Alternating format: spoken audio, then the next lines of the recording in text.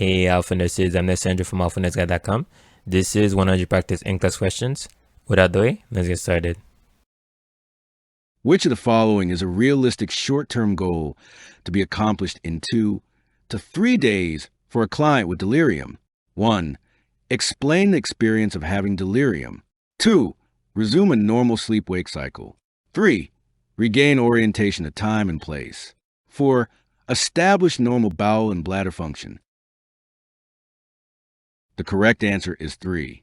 In approximately 2 to 3 days, the client should be able to regain orientation and thus become oriented to time and place.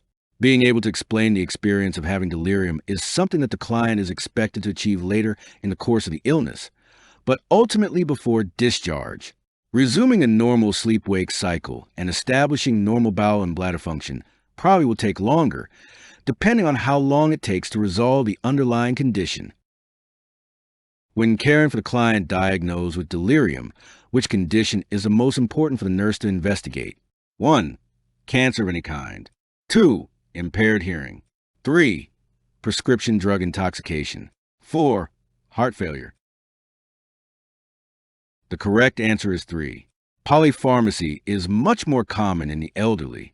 Drug interactions increase the incidence of intoxication from prescribed medications, especially with combinations of analgesics, digoxin, diuretics, and anticholinergics. With drug intoxication, the onset of the delirium typically is quick, although cancer, impaired hearing, and heart failure could lead to delirium in the elderly. The onset would be more gradual. The nurse is planning care for a group of clients who are chronically mentally ill. Which of the following strategies is likely to be the least beneficial for the client population? 1. Teaching independent living skills. 2. Assisting clients with living arrangements. 3. Helping clients in insight-oriented therapy. 4. Linking clients with community resources. The correct answer is 3. Insight-oriented therapy is less beneficial for this client population. The nurse's role in a psychosocial rehabilitation program involves teaching the client to live independently by using interpersonal skills and community resources. With plans to breastfeed her neonate, a pregnant client with insulin-dependent diabetes asks the nurse about insulin needs during the postpartum period. Which of the following statements about postpartum insulin requirements for breastfeeding mothers should the nurse include in the explanation? 1. They fall significantly in the immediate postpartum period. 2. They remain the same as during the labor process. 3. They usually increase in the immediate postpartum period. 4. They need constant adjustment during the first 24 hours. The correct answer is 1. Insulin needs fall significantly for the first 24 hours postpartum because the client has usually been on nothing by mouth status for a period of time during labor, and the labor process has used maternal glycogen stores. If the client breastfeeds, lower blood glucose levels decrease the insulin requirements. With insulin resistance gone, the client commonly needs little or no insulin during the immediate postpartum period. Although the need for insulin decreases during the interpartum period, the insulin requirements fall further during the first 24 hours postpartum. After the first 24 hours postpartum, insulin requirements may fluctuate markedly, needing adjustment during the next few days as the mother's body returns to a non-pregnant state. Before placing the fetal monitoring device on a prima gravida client's fundus, the nurse performs Leopold's maneuvers. When performing the third maneuver, the nurse explains that this maneuver is done for which of the following reasons? 1. To determine whether the fetal presenting part is engaged. 2. To locate the fetal cephalic prominence. 3. To distinguish between a breech and a cephalic presentation. 4. To locate the position of the fetal arms and legs. The correct answer is 1. Leopold maneuvers are performed to determine the presentation and position of the fetus. The third maneuver determines whether the fetal presenting part is engaged in the maternal pelvis. The first maneuver distinguishes between a breech and a cephalic presentation through palpation of the top of the fundus. The second maneuver locates the fetal back, arms, and legs. The fetal heart rate monitoring device should be placed near the fetal skull and back for optimal fetal heart rate monitoring. The fourth maneuver is done to locate the fetal cephalic prominence if the fetus is in a cephalic position. Before we move on to the next question, the NCLEX Mastery Bundle is available. It includes over 100 animated review videos, hundreds of pages of notes, hundreds of case study questions, and over 1,000 NCLEX questions. Link is in the description, or you can get it at alphanurseguy.com. Back to the questions. A client with chronic undifferentiated schizophrenia reports doing very little all day except sleeping and eating. The nurse should 1. Have 3 meals per day brought in to increase the amount of time the client spends out of bed. 2. Ask a relative to call the client at least 10 times a day to decrease the sleeping. 3. Help the client set up a daily activity schedule to include setting a wake-up alarm. 4. Arrange for the client to move to a group home with structured activities. The correct answer is 3. The client with CUS needs more structure every day to improve functioning. Therefore, helping the client to set up a daily activity schedule is most appropriate. However, a group home is not necessary. The client is already eating. Having meals brought in would increase the client's dependence, not his activity level. Asking a relative to call the client 10 times per day is unrealistic given the typical daily responsibilities of a healthy relative. A 27-year-old prima gravida client with insulin-dependent diabetes at 34 weeks gestation undergoes a non-stress test, the results of which are documented as reactive. The nurse should tell the client that the test results indicate which of the following? 1. A contraction stress test is necessary. 2. The non-stress test should be repeated. 3. Chorionic villus sampling is necessary. 4. There is evidence of fetal well-being. The correct answer is 4. The non-stress test is considered reactive when 2 or more fetal heart rate accelerations of at least 15 BPM occur, along with fetal movement, during a 10 to 20-minute period. A reactive non-stress test indicates fetal heart rate accelerations and well-being. There is no indication for further evaluation. However, contraction stress tests are commonly scheduled for pregnant clients with insulin-dependent diabetes in the latter part of pregnancy and are repeated periodically until birth. Chorionic villus sampling is usually performed early in the pregnancy to detect fetal abnormalities. After the birth of a viable neonate, a 20-year-old primiparous client comments to her mother and the nurse about the baby. Which of the following comments would the nurse interpret as a possible sign of potential maternal-infant bonding problems? 1. He's got my funny-looking ears. 2. I think my mother should give him the first feeding. 3. He's a lot bigger than I expected him to be. 4. I want to buy him a blue outfit to wear when we get home. The correct answer is 2. Avoidance, hostility, or low-key passive behavior toward the baby may be a cue to potential bonding problems. The nurse should encourage the client to give the baby the first feeding to begin the bonding process. Expressions of disappointment with the baby's gender may also signal problems with maternal-infant bonding. Comparing the baby's features to her own indicates identification of the neonate as belonging to her, suggesting bonding with neonate. Comparing the actual neonate with the fantasized neonate is a normal maternal reaction. Wanting to buy a blue outfit indicates an interest in and connection with the neonate and is a sign of bonding. A 77-year-old client is brought to the emergency department by her son. The client has severe headache and lack of sleep because I'm so worried about everything. Her son says that she has heart failure and chronic schizophrenia. In addition to all of her heart medicines, she is on aripiprazole, which was increased to 30 milligrams by her family doctor 3 days ago. In addition to documenting all the client's medications and exact dosages, the nurse should particularly investigate which of the following? Select all that apply. 1. The qualifications of the client's primary care provider. 2. The client's symptoms of schizophrenia. 3. The dose of aripiprazole. 4. The client's symptoms of heart failure. 5. The client's relationship with her son. The correct answers are 2, 3, 4. The client's symptoms are likely to be adverse effect of aripiprazole, especially at the reported dose. The normal adult dose is 5 to 10 milligrams. The elderly client commonly needs a lower dose compared with other adults. The anxiety and sleep disturbance could be symptoms of schizophrenia or medication adverse effects. A holistic approach would include assessing the client's heart failure. Questioning the qualifications of the family doctor is unproductive. There are no indications of problems in the client's relationship with her son.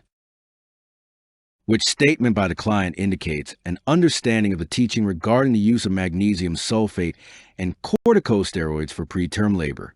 1. I will be on magnesium sulfate and corticosteroids until my baby's due date, so he has the best chance of doing well. 2. The magnesium sulfate is to stop contractions while the corticosteroids increase lung surfactant in my baby, so he can breathe better if he is born early. 3. The goal of the magnesium sulfate and the corticosteroids is to stop contractions and help me get to my due date. 4.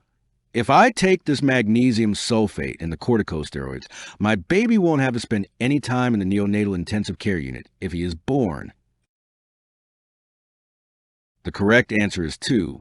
Corticosteroids given IM have been shown to increase fetal lung surfactant and reduce the risk of respiratory distress syndrome in premature infants. It is not a guarantee that a premature newborn would not have problems at birth that would require time in the neonatal intensive care unit. The administration of the corticosteroids is normally completed within 24 to 48 hours.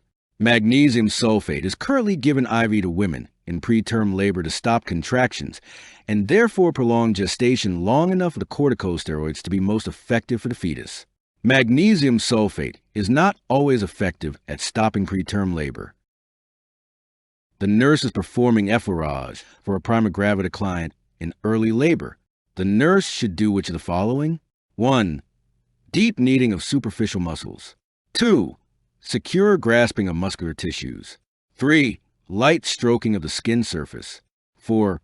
Prolonged pressure on specific sites. The correct answer is 3. Light stroking of the skin, or effleurage, is commonly used with the Lamaze method of childbirth preparation. Light abdominal massage with just enough pressure to avoid tickling is thought to displace the pain sensation during a contraction. Deep kneading and secure grasping are typically associated with relaxation massages to relieve stress. Prolonged pressure on specific sites is associated with acupressure. A client has just had a cesarean section for a prolapsed cord. In reviewing the client's history, which of the following factors places a client at risk for cord prolapse? Select all that apply. 1. -2 station. 2. Low birth weight infant. 3. Rupture of membranes. 4. Breech presentation. 5. Prior abortion. 6. Low-lying placenta. The correct answers are 1, 2, 3, and 4. Having the fetus at a negative station places the client at risk for a cord prolapse. With a negative station, there is room between the fetal head and the maternal pelvis for the cord to slip through. A small infant is more mobile within the uterus, and the cord can rest between the fetus and the inside of the uterus or below the fetal head. With a large infant, the head is usually in a vertex presentation and occludes the lower portion of the uterus, preventing the cord from slipping by. When membranes rupture, the cord can be swept through with the amniotic fluid. In a breech presentation, the fetal head is in the fundus and smaller portions of the fetus settle into the lower portion of the uterus, allowing the cord to lie beside the fetus. Prior abortion and a low-lying placenta have no correlation to cord prolapse. Which statements by the mother of a toddler should lead the nurse to suspect that the child is at risk for iron deficiency anemia? Select all that apply. 1. He drinks over 3 cups of milk per day. 2. I can't keep enough apple juice in the house. He must drink over 10 ounces per day. 3. He refuses to eat more than 2 different kinds of vegetables. 4. He doesn't like meat, but he will eat small amounts of it. 5. He sleeps 12 hours every night and takes a 2-hour nap. The correct answers are 1 and 2. Toddlers should have between 2 and 3 cups of milk per day and 8 ounces of juice per day.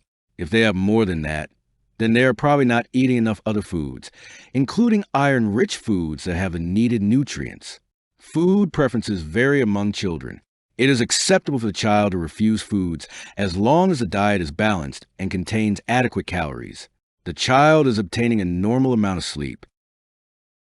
While caring for a moderately obese prima gravida client in active labor at term, the nurse should monitor the client for signs of which the following: 1. Hypotonic reflexes. 2. Increased uterine resting tone. 3. Soft tissue dystocia. 4. Increased fear and anxiety. The correct answer is 3. The obese pregnant client is more susceptible to soft tissue dystocia, which can impede the progress of labor. Symptoms of soft tissue dystocia would include an arrest of labor, prolonged labor, or an arrested descent of the fetus.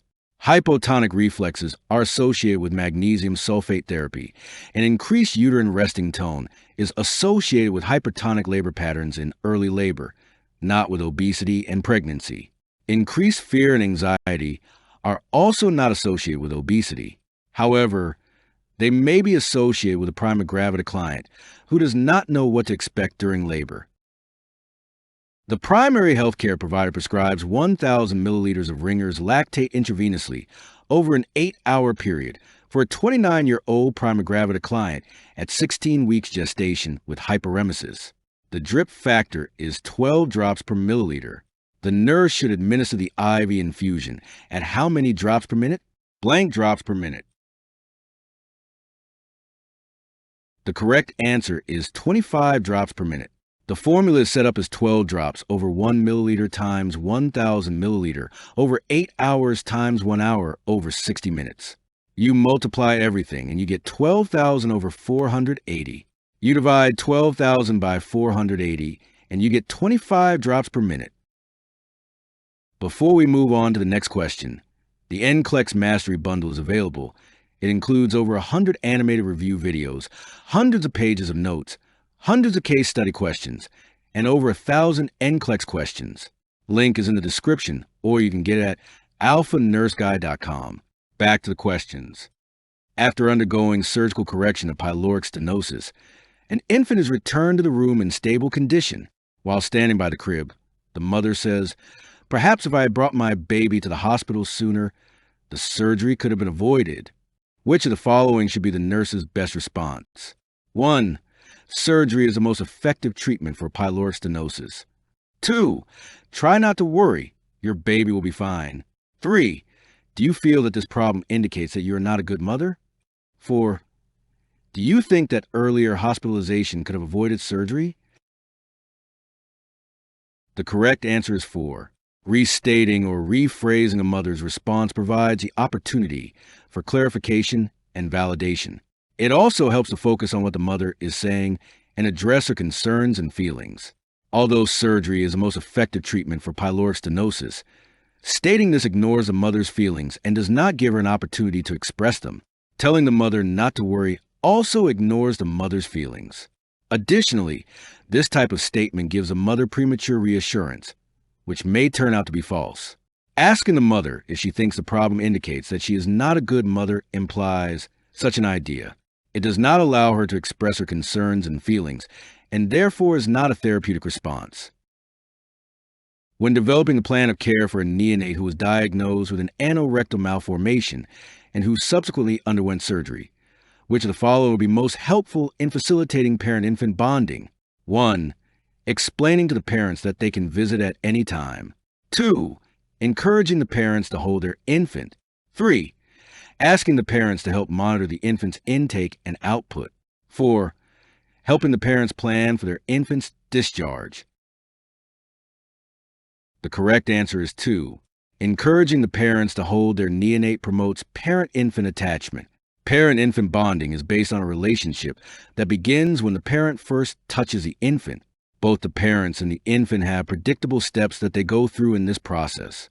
Explaining that the parents can visit at any time promotes bonding only if they do visit with, talk to, and hold the newborn. Asking the parents to help monitor intake and output at this time may be too anxiety-producing, thus interfering with bonding. Helping the parents plan for the infant's discharge involves them in the newborn's care and is important. However, it is not the first step in the development of bonding. After completing diagnostic testing, The surgeon has scheduled a newborn with a diagnosis of an imperforate anus for surgery the next day. The infant's parents are Catholic and do not want the surgery to take place unless the infant has first been baptized. The nurse asks the parents, 1. Are you worried your baby might die? 2. Do you want me to help arrange the baptism? 3. Do you want to speak with a social worker? 4. Would you prefer to wait for the surgery? The correct answer is 2. The nurse should honor the parent's belief system and help arrange to have the infant baptized. This may be done through the hospital's chaplaincy department or by the family's clergy. The parents may indeed be worried that the infant may die during surgery. Having the infant baptized would help address the family's spiritual needs. At this time, there is an immediate need for chaplaincy, not social service. While surgery may be postponed briefly, the infant cannot begin feeding until an outlet for stool has been established. Therefore, it is not advisable to postpone the surgery for a prolonged period of time. After teaching the parents of a neonate diagnosed with a tracheoesophageal fistula about this anomaly, the nurse determines that the teaching was successful when the father describes a condition as which the following: 1. The muscle below the stomach is too tight, causing the baby to vomit forcefully. 2. There's a blind upper pouch and an opening from the esophagus into the airway. 3. The lower bowel is lacking certain nerves to allow normal function. 4. A part of the bowel is on the outside without anything covering it. The correct answer is 2. Although a TEF can include several different structural anomalies, the most common type involves a blind upper pouch and a fistula from the esophagus into the trachea. Other types include a blind pouch at the end of the esophagus with no connection to the trachea, and a normal trachea and esophagus with an opening that connects them. A tightened muscle below the stomach and projectile vomiting of normal amounts of formula are characteristic of pyloric stenosis. A ganglionic megacolon is a lack of autonomic parasympathetic ganglion cells in a portion of the lower intestine. Gastroschisis occurs when the bowel herniates through a defect in the abdominal wall and no membrane covers the exposed bowel. Which of the following measures would be most effective in helping the infant with a cleft lip and palate to retain oral feedings? 1. Burp the infant at frequent intervals. 2. Feed the infant small amounts at one time. 3. Place the end of the nipple far to the back of the infant's tongue. 4. Maintain the infant in a lying position while feeding. The correct answer is 1. An infant with a cleft lip and palate typically swallows large amounts of air while being fed and therefore should be burped frequently. The soft palate defect allows air to be drawn into the pharynx with each swallow of formula. The stomach becomes distended with air, and regurgitation, possibly with aspiration, is likely that the infant is not burped frequently. Feeding frequently, even in small amounts, would not prevent swallowing of large amounts of air. A nipple placed in the back of the mouth is likely to cause the infant to gag and aspirate. Holding the infant in a lying position during feedings can also lead to regurgitation and aspiration of formula. The infant should be fed in an upright position. Which of the following individuals has the highest priority for receiving seasonal influenza vaccination? 1. A 60-year-old man with a hiatal hernia. 2. A 36-year-old woman with 3 children. 3. A 50-year-old woman caring for a spouse with cancer. 4. A 60-year-old woman with osteoarthritis. The correct answer is 3. Individuals who are household members or home care providers for high-risk individuals are high-priority targeted groups for immunization against influenza to prevent transmission to those who have a decreased capacity to deal with the disease. The wife who is caring for a husband with cancer has the highest priority of the clients described because her husband is likely to be immunocompromised and particularly susceptible to the flu. A healthy 60-year-old man or a healthy 36-year-old woman is not in a high-priority category for influenza vaccination. A 60-year-old woman with osteoarthritis does not have a higher priority for influenza vaccination than a home care provider. A confused client with carbon monoxide poisoning experiences dizziness when ambulating to the bathroom. The nurse should: 1. Put all 4 side rails up on the bed. 2. Ask the unlicensed personnel to place restraints on the client's upper extremities. 3. Request that the client's roommate put the call light on when the client is attempting to get out of bed. 4. Check on the client at regular intervals to ascertain the need to use the bathroom. The correct answer is 4. Confusion and vertigo are risk factors for falls. Measures must be taken to minimize the risk of injury. The nurse or unlicensed personnel should check on the client regularly to determine needs regarding elimination. Restraints, including bed rails and extremity restraints, should be used only to ensure the person's safety or the safety of others, and there must be a written prescription from a physician before using them. The nurse should never ask the roommate of a client to be responsible for the client's safety. Which of the following conditions can place a client at risk for acute respiratory distress syndrome? 1. Septic shock. 2. Chronic obstructive pulmonary disease. 3. Asthma. 4. Heart failure. The correct answer is 1. The 2 risk factors most commonly associated with the development of ARDS are gram-negative septic shock and gastric content aspiration. Nurses should be particularly vigilant in assessing a client for onset of ARDS if the client has experienced direct lung trauma or a systemic inflammatory response syndrome, which can be caused by any physiologic insult that leads to widespread inflammation. Chronic obstructive pulmonary disease, asthma, and heart failure are not direct causes of ARDS. A client with acute respiratory distress syndrome is on a ventilator.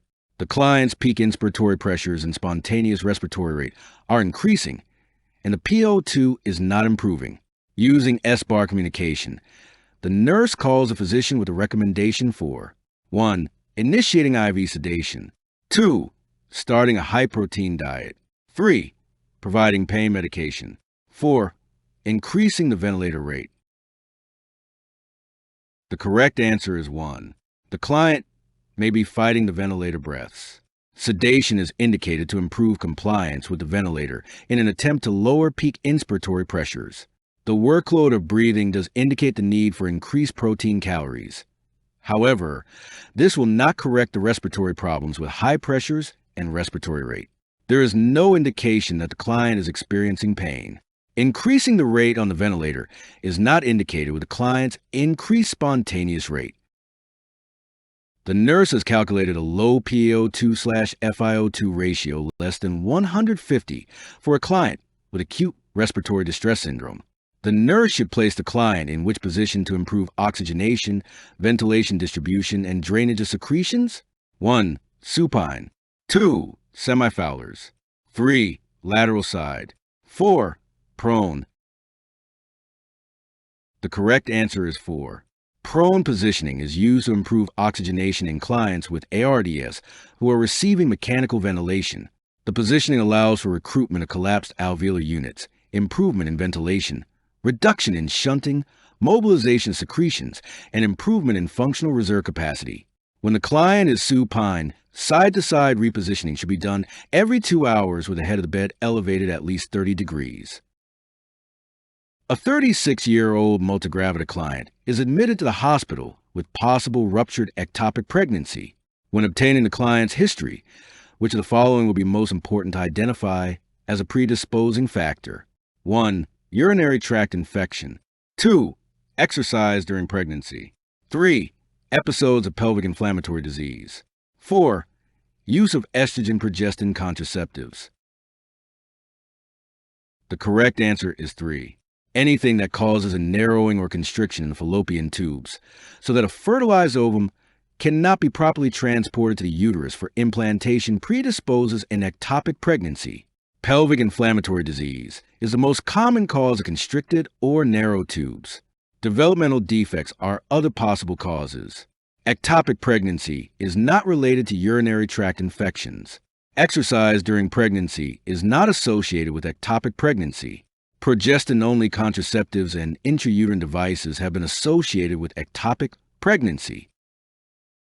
The director of a workshop program tells a nurse that the client with schizophrenia had done well for 6 months until last week when a new person started at the workshop. This new person worked faster than the client did and took his place as leader of the group. Based on this information, which of the following interventions is most appropriate? 1. Make a home visit and tell the client that if he does not return to the workshop, he will lose his place there. 2. Ask the director to assign the client to another work group when he returns to the workshop. 3. Make an appointment to meet the client at the mental health center and ask him about the situation. 4. Arrange the placement of the client in a skill training program. The correct answer is 3. The most therapeutic action at this time is for the nurse to make an appointment with the client at the mental health center to explore his feelings and behavior. Doing so acknowledges the client's importance and makes him a partner in resolving the problem. The nurse needs to determine what is going on in the situation first, and then plan accordingly. Threatening the client with loss of position, asking for a new assignment for the client, or arranging for the placement of the client in a skill training program is inappropriate and premature. When developing a collaborative plan of care with the healthcare provider for a multigravida client at 10 weeks gestation with a history of cardiac disease who was being treated with digitalis therapy before this pregnancy, the nurse should instruct the client about which of the following regarding the client's drug therapy regimen. 1. Need for an increased dosage. 2. Continuation of the same dosage. 3. Switching to a different medication. 4. Addition of a diuretic to the regimen. The correct answer is 2. Unless the client has cardiac decompensation during the pregnancy, she will most likely be able to continue taking the same dose of medication. The client may be prescribed prophylactic antibiotics, particularly if she has had rheumatic fever. The medication will be switched only if digitalis toxicity occurs. A diuretic is added only if congestive heart failure is not controlled by sodium and activity restrictions. The stigma related to having a mental illness, especially a chronic illness, persists despite improvements in the management of illnesses and an increase in public education. Which of the following views most perpetuates the stigma? 1. Mental illness is hereditary. 2. Mental illnesses have biochemical bases. 3. Clients cannot prevent mental illness if they want to do so. 4. Clients can recover from mental illness if they have willpower. The correct answer is 4. Many still believe that recovery from mental illness is a matter of willpower. For example, pull yourself up by your bootstraps or just get over it. This belief persists despite awareness that mental illness is hereditary and has a biochemical basis. Mental illness can be prevented only if there is early intervention. Clients cannot prevent it just by the desire to do so. For the client with catatonic behaviors, which of the following should the nurse use to determine that the medication administered as needed has been most effective in the long term? 1. The client can move all extremities occasionally. 2. The client walks with the nurse to the client's room. 3. The client responds to verbal directions to eat. 4. The client initiates simple activities without directions. The correct answer is 4. Although all the actions indicate improvement, the ability to initiate simple activities without directions indicates the most improvement in the catatonic behaviors. Moving all extremities occasionally, walking with the nurse to the client's room, and responding to verbal directions to eat represent single steps toward the client initiating her own actions. Before we move on to the next question, the NCLEX Mastery Bundle is available. It includes over 100 animated review videos, hundreds of pages of notes, hundreds of case study questions, and over 1,000 NCLEX questions. Link is in the description, or you can get it at alphanurseguide.com. Back to the questions. A 30-year-old multigravida client at 8 weeks gestation has a history of insulin-dependent diabetes. Since age 20, when explaining about the importance of blood glucose control during pregnancy, the nurse should tell the client that which of the following will occur regarding the client's insulin needs during the first trimester. 1. They will increase. 2. They will decrease. 3. They will remain constant. 4. They will be unpredictable. The correct answer is 2. During the first trimester, it is not unusual for insulin needs to decrease, commonly as a result of nausea and vomiting. Progressive insulin resistance is characteristic of pregnancy, particularly in the second half of pregnancy. It is not unusual for insulin needs to increase by as much as 4 times the non-pregnant dose after about the 24th week of gestation. This resistance is caused by the production of human placental lactogen, also called human chorionic somatotropin, by the placenta and by other hormones, such as estrogen and progesterone, which are insulin antagonists.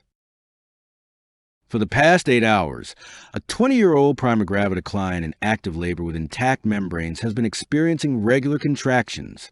The fetal heart rate is 136 BPM with good variability. After determining that the client is still in the latent phase of labor, the nurse should observe the client for 1. Exhaustion, 2. Chills and fever, 3. Fluid overload. For meconium-stained fluid, the correct answer is 1. The normal length of the latent stage of labor in a prima gravida client is 6 hours. If the client is having prolonged labor, the nurse should monitor the client for signs of exhaustion, as well as dehydration. Hypotonic contractions, which are painful but ineffective, may be occurring. Oxytocin augmentation may be necessary. Chills and fever are manifestations of an infection and are not associated with prolonged latent phase of labor. Fluid overload can occur from rapid infusion of intravenous fluids administered if the client is experiencing hemorrhage or shock. It is not associated with prolonged latent phase. The client's membranes are intact, so it would be difficult to assess meconium staining of the fluid. Meconium-stained fluid is associated with fetal distress, and this fetus appears to be in a healthy state, as evidenced by a fetal heart rate within normal range and good variability. The nurse hands a medication cup to a client who is psychotic and exhibiting concrete thinking, and tells the client to take his medicine. The client takes the cup, holds it in hand, and stares at it. Which of the following should the nurse do next? 1. Tell the client to put the medicine in the mouth and swallow it with some water. 2. Instruct the client to sit in the day room and wait for the nurse to assist him. 3. Ask another staff member to stay with the client until the client takes the medication. 4. Say nothing and wait for client to put the medication in the mouth and swallow it. The correct answer is 1. The nurse instructs the client clearly and directly to put the medication in the mouth and then to swallow it with some water. Clear, step-by-step directions assist the client to process what the nurse is saying. Telling the client to sit in the day room and wait, asking another staff member to stay with the client, or saying nothing is not helpful. When preparing a multigravida client at 34 weeks gestation, experiencing preterm labor for the shake test performed on amniotic fluid, the nurse will instruct the client that this test is done to evaluate the maturity of which of the following fetal systems. 1. Urinary. 2. Gastrointestinal. 3. Cardiovascular. 4. Pulmonary. The correct answer is 4. The shake test helps determine the maturity of the fetal pulmonary system. The test is based on the fact that surfactant foams, when mixed with ethanol, the more stable the foam, the more mature the fetal pulmonary system. Although the shake test is inexpensive and provides rapid results, problems have been noted with its reliability. Therefore, the lecithin-sphingomyelin ratio is usually determined in conjunction with the shake test.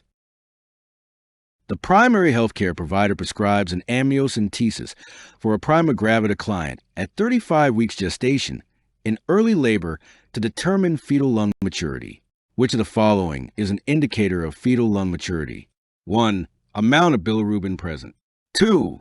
Presence of red blood cells. 3. Barr body determination. 4. Lecithin-sphingomyelin.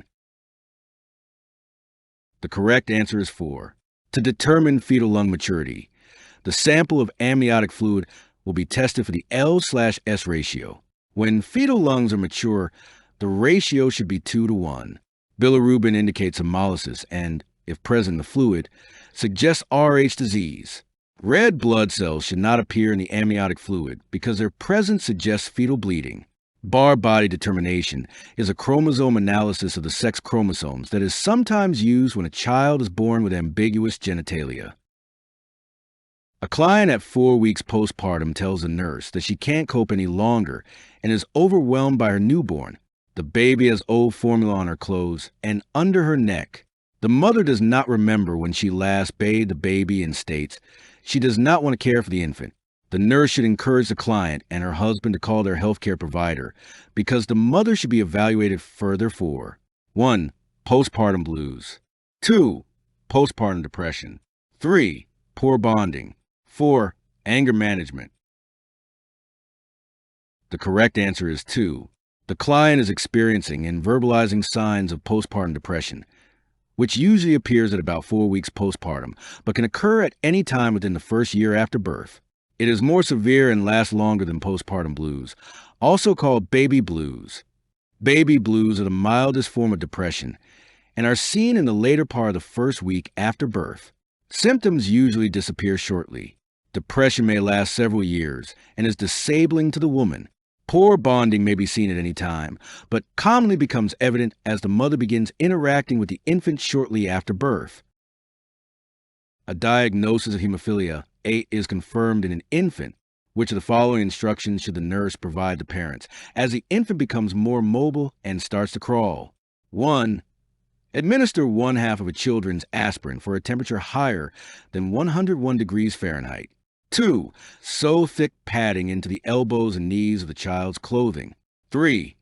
Check the color of the child's urine every day. 4. Expect the eruption of the primary teeth to produce moderate to severe bleeding. The correct answer is 2. As the hemophilic infant begins to acquire motor skills, the risk of bleeding increases because of falls and bumps. Such injuries can be minimized by padding vulnerable joints. Aspirin is contraindicated because of its antiplatelet properties, which increase the infant's risk for bleeding. Because genitourinary bleeding is not a typical problem in children with hemophilia, urine testing is not indicated. Although some bleeding may occur with tooth eruption, it does not normally cause moderate to severe bleeding episodes in children with hemophilia. A prima gravida client is admitted as an outpatient for an external cephalic version. The nurse should assess the client for which of the following contraindications for procedure? 1. Multiple gestation. 2. Breech presentation. 3. Maternal Rh-negative blood type. 4. History of gestational diabetes. The correct answer is 1. External cephalic version is the turning of the fetus from a breech position to the vertex position to prevent the need for cesarean birth. Genital pressure is used to rotate the fetus in a forward direction to a cephalic lie. Contraindications to the procedure include multiple gestation because of the potential for fetal injury or uterine injury, severe oligohydramnios, contraindications to a vaginal birth, and unexplained third trimester bleeding. If the mother has Rh-negative blood type, the procedure can be performed and Rh immunoglobulin should be administered in case minimal bleeding occurs. A history of gestational diabetes is not a contraindication unless the fetus is large for gestational age and the client has cephalopelvic disproportion. After dilation and curettage to evacuate a molar pregnancy, assessing the client for signs and symptoms of which of the following will be most important? 1. Urinary tract infection. 2. Hemorrhage. 3. Abdominal distension. 4. Chorioamnionitis. The correct answer is 2. After dilation and curettage to evacuate a molar pregnancy, the nurse should assess the client's vital signs and monitor for signs of hemorrhage because the surgical procedure may have traumatized the uterine lining, leading to hemorrhage. Urinary tract infections, not common after evacuation of a molar pregnancy, are most commonly related to urinary catheterization. Typically, urinary catheters are not used during evacuation of a molar pregnancy. The client should not experience abdominal distension because the contents of the uterus have been removed. Chorioamnionitis is an inflammation of the amniotic fluid membranes. With complete mole, no embryonic or fetal tissue or membranes are present. Which of the following should the nurse include when completing discharge instructions to the parents of a 12-month-old child diagnosed with Kawasaki disease and being discharged home? 1. Offer the child extra fluids every 2 hours for 2 weeks. 2. Take the child's temperature daily for several days. 3. Check the child's blood pressure daily until the follow-up appointment. 4. Call the primary healthcare provider if the irritability lasts for 2 more weeks. The correct answer is 2. The child's temperature should be taken daily for several days after discharge because recurrent fever may develop. Offering the child fluids every 2 hours is not necessary. Doing so increases a child's risk for CHF. Checking the child's blood pressure at home usually is not included as part of the discharge instructions because by the time of discharge, the child is considered stable and the risk for cardiac problems is minimal. Most children with KD recover fully. Irritability may last for 2 months after discharge. The nurse is transferring a child who has had open heart surgery from the intensive care unit to the pediatric unit. The child's blood pressure has been fluctuating, but has been stable during the last 2 hours. The nurse from the pediatric intensive care unit should include which of the following information in the report to the nurse on the pediatric unit? Select all that apply. 1. Medications being used. 2. Current vital signs. 3. Potential for blood pressure to drop. 4. Drip rate for the intravenous infusion. 5. Time of the most recent dose of pain medication. 6. Medications given during surgery. The correct answers are 1, 2, 3, 4, and 5. The report made when nurses are handing off a client from one nursing unit to another must include information about the condition of the client, potential for changes in client's condition, current medications, and care and services received. It is not necessary to know what medications were given in surgery to provide safe care at this point. A 10-year-old with leukemia is taking immunosuppressive drugs. To maintain health, the nurse should instruct the child and parents to 1. Continue with immunizations. 2. Not receive any live attenuated vaccines. 3. Receive vitamin and mineral supplements. 4. Stay away from peers.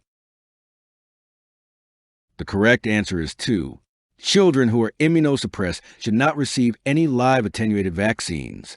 Clients who are immunosuppressed and are given live attenuated vaccines, such as measles, mumps, rubella, and oral polio vaccine, can develop severe forms of diseases for which they're being immunized, which can result in death. Inactivated vaccines may be given if necessary, but the client is not able to adequately produce needed antibodies, and it is recommended that immunizations be delayed for 3 months after the immunosuppressive drugs have been discontinued. Vitamin and mineral supplements are not normally given in conjunction with immunosuppressive drugs. When the client is immunosuppressed, the client should avoid only persons who have an infection. Which of the following medication prescriptions to help relieve discomfort in a child with leukemia should the nurse question? 1. Hydromorphone. 2. Acetaminophen with codeine. 3. Ibuprofen. 4. Acetaminophen with hydrocodone.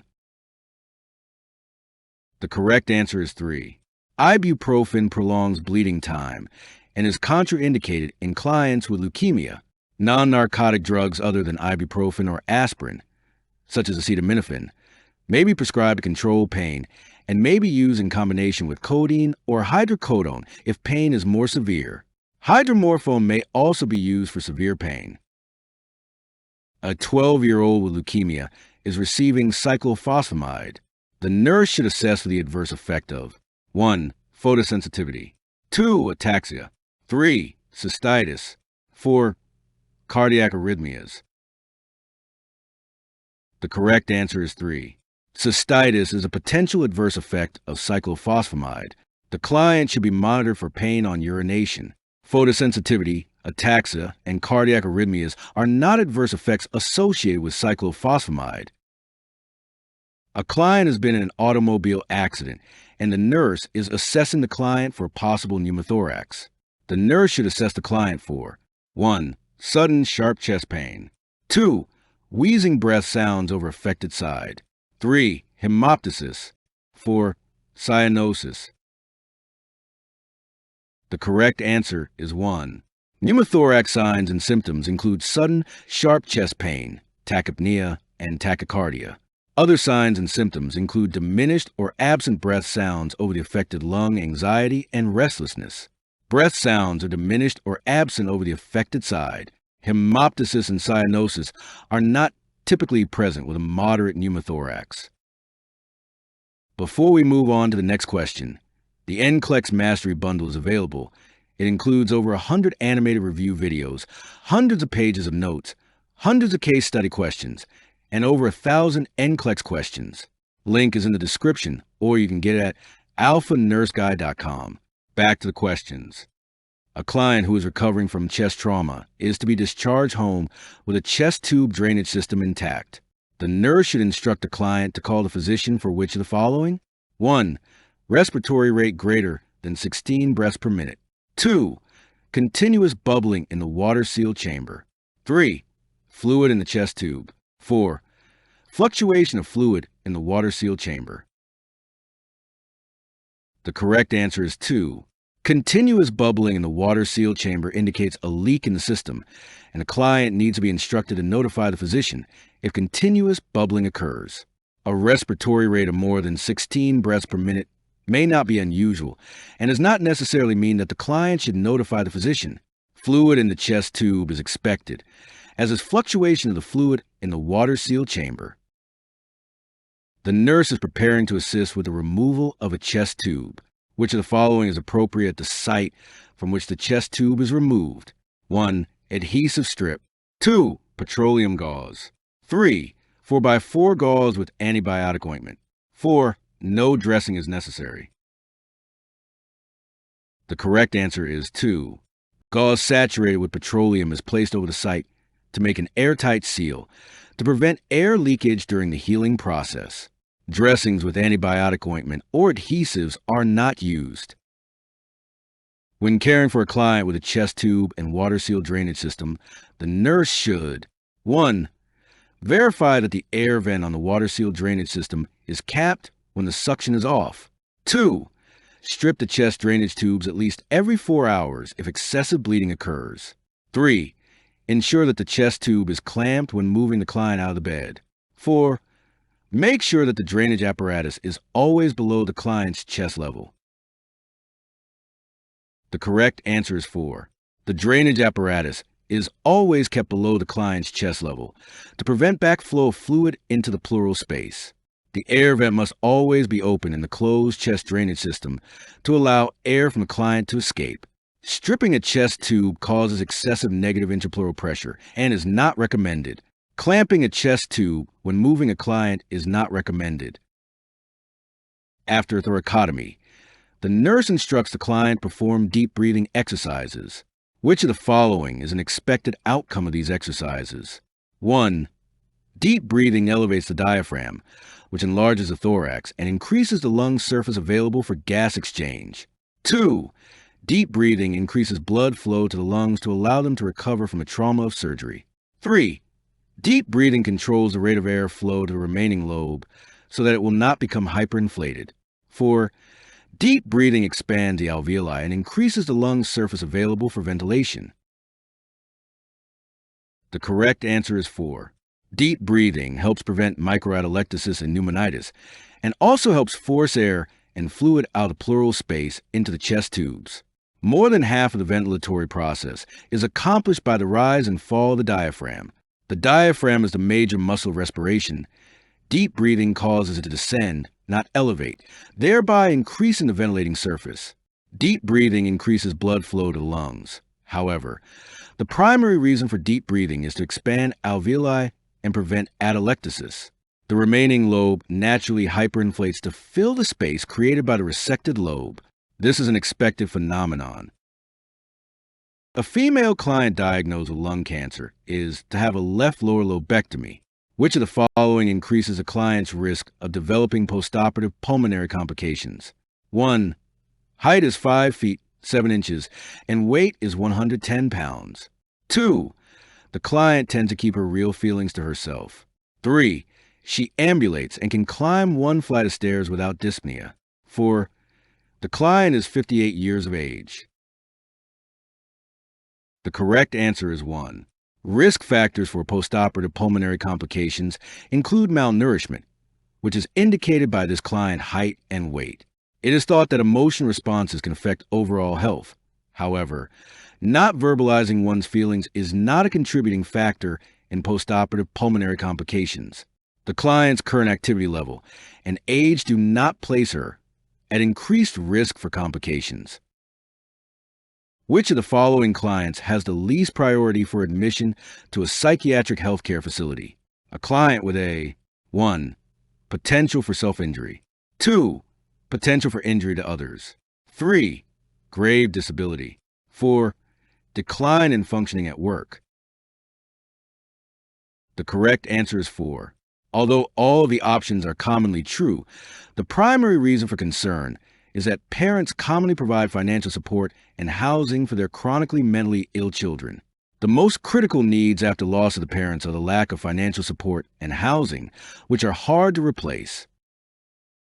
On arrival at the emergency department, a client tells a nurse that she suspects that she may be pregnant, but has been having a small amount of bleeding and has severe pain in the lower abdomen. The client's blood pressure is 70/50, and her pulse rate is 120 beats per minute. The nurse notifies the primary health care provider immediately because of the possibility of 1. Ectopic pregnancy. 2. Abruptio placentae. 3. Gestational trophoblastic disease. 4. Complete abortion. The correct answer is 1. The client's signs and symptoms indicate a probable ectopic pregnancy, which can be confirmed by ultrasound examination or by cholecystosis. The primary healthcare provider is notified immediately because hypovolemic shock may develop without external bleeding. Once the fallopian tube ruptures, blood will enter the pelvic cavity, resulting in shock. Abruptio placentae would be manifested by a board-like uterus in the 3rd trimester. Gestational trophoblastic disease would be suspected if the client exhibited no fetal heart rate and symptoms of pregnancy-induced hypertension before 20 weeks gestation. A client with complete abortion would exhibit a normal pulse and blood pressure with scant vaginal bleeding. The son of an elderly client who has cognitive impairments approaches a nurse and says, "I'm so upset." The primary healthcare provider says, "I have 4 days to decide on where my dad is going to live." The nurse responds to the son's concerns, gives him a list of types of living arrangements, and discusses the needs, abilities, and limitations of the client. The nurse should intervene further if the son makes which comment? 1.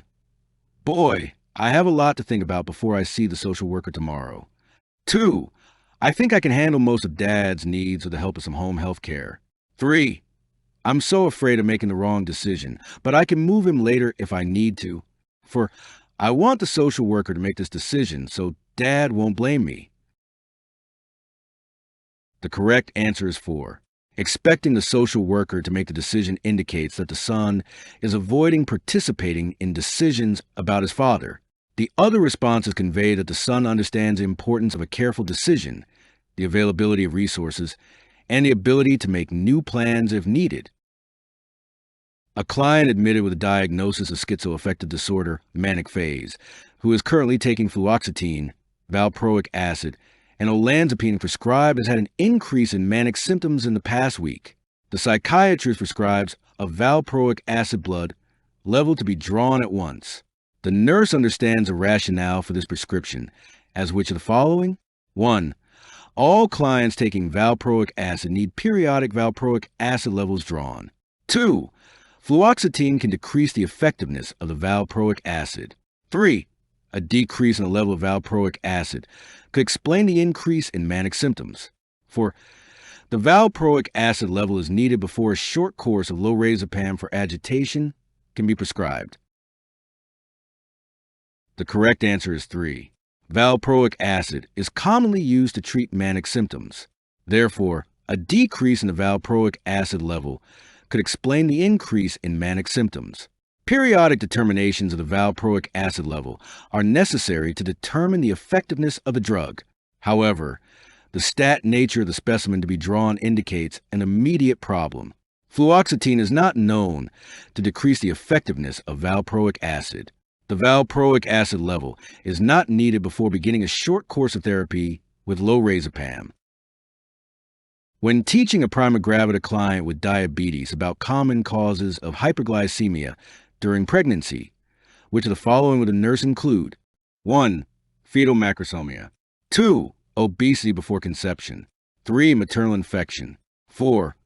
Pregnancy-induced hypertension. The correct answer is 3. Maternal infection is the most common cause of maternal hyperglycemia and can lead to ketoacidosis, coma, and death. The client should notify the primary healthcare provider immediately if she experiences symptoms of an infection. Fetal macrosomia, obesity before conception, and pregnancy-induced hypertension are not associated with maternal hyperglycemia during pregnancy. The primary healthcare provider prescribes scalp stimulation of the fetal head for a prima gravida client in active labor. When explaining to the client about this procedure, which of the following would the nurse include as a purpose? 1. Assessment of the fetal hematocrit level. 2. Increase in the strength of the contractions. 3. Increase in the fetal heart rate and variability. 4. Assessment of fetal position. The correct answer is 3. Fetal scalp stimulation is commonly prescribed when there is decreased fetal heart rate variability. Pressure is applied with the fingers to the fetal scalp through the dilated cervix. This should cause a tactile response in the fetus and increase the fetal heart rate and variability. However, if the fetus is in distress and becoming acidotic, fetal heart rate acceleration will not occur. The fetal hematocrit level can be measured by fetal blood sampling. Scalp stimulation does not increase the strength of the contractions. However, it can increase fetal heart rate and variability. Fetal position is assessed by identifying skull landmarks during a vaginal examination. The plan of care for an outpatient client with chronic undifferentiated schizophrenia includes risperidone therapy. The nurse prepares to administer this drug based on the understanding of which of the following? 1. The positive symptoms of CUS are usually more prominent than the negative symptoms. 2. Agranulocytosis is less of a risk with risperidone therapy than with clozapine. 3. Traditional antipsychotics help with negative symptoms, but not as well as Risperdal does. 4. Risperidone is less expensive than traditional antipsychotics. The correct answer is 2. With CUS, negative symptoms are more prominent. Therefore, risperidone is given to help control negative symptoms. Negative symptoms do not respond to traditional antipsychotics, such as Haldol or Thorazine. Agranulocytosis is commonly associated with clozapine. Because it is a newer drug, risperidone usually is more expensive than traditional antipsychotics. A multigravida client at 34 weeks gestation with premature rupture of the membranes tests positive for group B streptococcus. The client is having contractions every 4 to 6 minutes. Her vital signs are as follows: blood pressure 120/80, temperature 100 degrees Fahrenheit, pulse 100 beats per minute, respirations 18 breaths per minute. Which of the following would the nurse expect a primary healthcare provider prescribe? 1. Intravenous penicillin. 2. Intravenous gentamicin sulfate. 3. Intramuscular betamethasone. 4. Intramuscular cefaclor. The correct answer is 1. Because group B streptococcus is a gram-positive bacterium, the primary healthcare provider probably will prescribe intravenous penicillin to treat the mother's infection and prevent fetal infection. Gentamicin sulfate, which acts on gram-negative bacteria, would be inappropriate. Administering a corticosteroid, such as betamethasone, is inappropriate because the premature rupture of the membranes enhances fetal lung maturity. The lack of amniotic fluid causes early maturation of lung tissue. Cefaclor, which is available only in the oral form, is used for upper and lower respiratory tract infections and urinary tract infections by gram-negative staphylococci. Which of the following would be the priority when caring for a prima gravida client whose cervix is dilated at 8 centimeters when the fetus is at 1+ station and the client has had no analgesia or anesthesia? 1. Giving frequent sips of water. 2. Applying extra blankets for warmth. 3. Providing frequent perineal cleansing. 4. Offering encouragement and support. The correct answer is 4. The client is in the transition phase of the first stage of labor. During this phase, the client needs encouragement and support because this is a difficult and painful time when contractions are especially strong. Usually, the client finds it difficult to maintain self-control. Everything else seems secondary to her as she progresses into the second stage of labor. Although ice chips may be given, Typically, the client does not desire sips of water. Labor is hard work. Generally, the client is perspiring and does not desire additional warmth. Frequent perineal cleansing is not necessary unless there is excessive amniotic fluid leaking.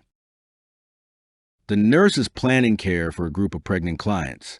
Which of the following clients should be referred to a healthcare provider immediately? 1. A woman who is at 10 weeks gestation, is having nausea and vomiting, and has +1 ketones in her urine. 2. A woman who is at 37 weeks gestation and has insulin-dependent diabetes, experiencing 2 to 3 hyperglycemic episodes weekly. 3. A woman at 32 weeks gestation and is preeclamptic with +3 proteinuria. 4. A woman at 15 weeks gestation who reports she has not felt fetal movement. The correct answer is 3. The nurse should refer the preeclamptic client with 3+ proteinuria to a healthcare provider. The 3+ urine is significant, indicating there is much protein circulating. The woman who is 37 weeks gestation with insulin-dependent diabetes who has experienced hypoglycemic episodes in the past week can be managed with food and glucose tablets until the client can obtain an appointment with the care provider. The client at 10 weeks gestation with nausea and vomiting and +1 ketones should also be seen by a healthcare provider. But at this point, this client is uncomfortable, but her life is not in danger. The 15-week client would not be expected to feel her baby move as soon in the pregnancy, and this would not be considered a problem that requires immediate referral to a healthcare provider. Before we move on to the next question, the NCLEX Mastery Bundle is available. It includes over 100 animated review videos, hundreds of pages of notes, hundreds of case study questions, and over 1,000 NCLEX questions. Link is in the description, or you can get it at alphanurseguide.com. Back to the questions. The mother tells the nurse she will be afraid to allow her child with hemophilia to participate in sports because of the danger of injury and bleeding. After explaining that physical fitness is important for children with hemophilia, which of the following activities should the nurse suggest as ideal? 1. Snow skiing. 2. Swimming. 3. Basketball. 4. Gymnastics. The correct answer is 2. Swimming is an ideal activity for a child with hemophilia because it is a non-contact sport. Many non-contact sports and physical activities that do not place excessive strain on joints are also appropriate. Such activities strengthen the muscles surrounding joints and help control bleeding in these areas. Non-contact sports also enhance general mental and physical well-being. Falls and subsequent injury to the child may occur with snow skiing. Basketball is a contact sport and therefore increases the child's risk for injury. Gymnastics is a very strenuous sport. Gymnasts frequently have muscle and joint injuries that result in bleeding episodes. A 24-year-old prima gravida client who gives birth to a viable term neonate is prescribed to receive oxytocin intravenously after delivery of the placenta. Which of the following signs would indicate to the nurse that the placenta is about to be delivered? 1. The cord lengthens outside the vagina. 2. There is decreased vaginal bleeding. 3. The uterus cannot be palpated. 4. Uterus changes to discoid shape. The correct answer is 1. The most reliable sign that the placenta has detached from the uterine wall is lengthening of the cord outside the vagina. Other signs include a sudden gush of vaginal blood. Usually, when placenta detachment occurs, the uterus becomes more firm and changes in shape from discoid to globular. This process takes about 5 minutes. If the placenta does not separate, manual removal may be necessary to prevent postpartum hemorrhage. The nurse is working with 4 clients on the obstetrical unit. Which client will be the highest priority for a cesarean section? 1. Client at 40 weeks gestation, whose fetus weighs 8 pounds by ultrasound estimate. 2. Client at 37 weeks gestation with fetus in right occiput posterior position. 3. Client at 32 weeks gestation with fetus in breech position. 4. Client at 38 weeks gestation with active herpes lesions. The correct answer is 4. Herpes simplex virus can be transmitted to the infant during a vaginal birth. The neonatal effects of herpes are severe enough that a cesarean birth is warranted if active lesions, primary or secondary, are present. A client with a primary infection during pregnancy sheds the virus for up to 3 months after the lesion has healed. The client carrying an infant weighing 8 pounds will be given a trial of labor before cesarean. The client with a fetus in the right occiput posterior position will have a slow labor with increased back pain, but can give birth vaginally. The fetus in the breech position still has many weeks to change positions before being at term. At 7 months gestation, the breech position is not a concern. The nurse explains to the parents of a 1-year-old child admitted to the hospital in sickle cell crisis that the local tissue damage the child has on admission is caused by which of the following? 1. Autoimmune reaction complicated by hypoxia. 2. Lack of oxygen in the red blood cells. 3. Obstruction to circulation. 4. Elevated serum bilirubin concentration. The correct answer is 3. Characteristic sickle cells tend to cause log jams in capillaries. This results in poor circulation to local tissues, leading to ischemia and necrosis.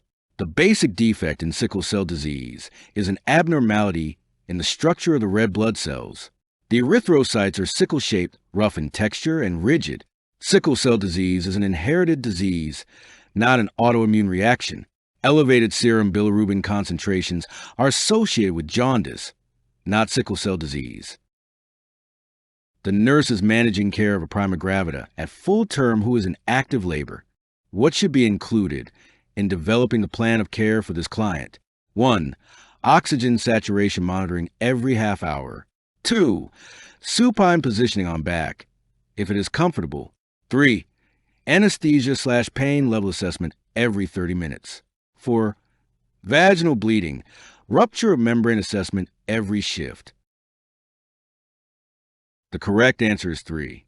The nurse should monitor anesthesia/pain levels every 30 minutes during active labor to ascertain that this client is comfortable during the labor process, and particularly during active labor when pain often accelerates for the client.